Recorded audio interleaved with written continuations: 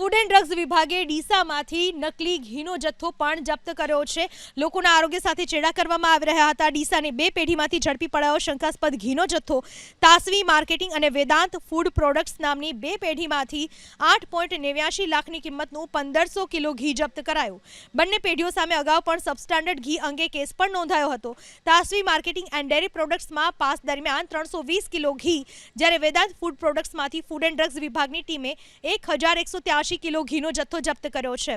Food વિભાગે બંને પેઢીમાંથી શંકાસ્પદ ઘીના સેમ્પલ લઈ પરીક્ષણ માટે સરકારી લેબોરેટરીમાં મોકલી આપ્યા છે। તાસવી માર્કેટિંગ અને વેદાંત ફૂડ પ્રોડક્ટ્સ નામની બે પેઢીમાંથી 8.89 લાખની કિંમતનું 1500 કિલો ઘી જપ્ત કરાયું। બંને પેઢીઓ સામે અગાઉ પણ સબસ્ટાન્ડર્ડ ઘી અંગે કેસ પણ નોંધાયો હતો। તાસવી માર્કેટિંગ એન્ડ ડેરી પ્રોડક્ટ્સમાં પાસ દરમિયાન 320 કિલો ઘી, જ્યારે વેદાંત ફૂડ પ્રોડક્ટ્સમાંથી ફૂડ એન્ડ ડ્રગ્સ વિભાગની ટીમે 1183 કિલો ઘીનો જથ્થો જપ્ત કર્યો છે।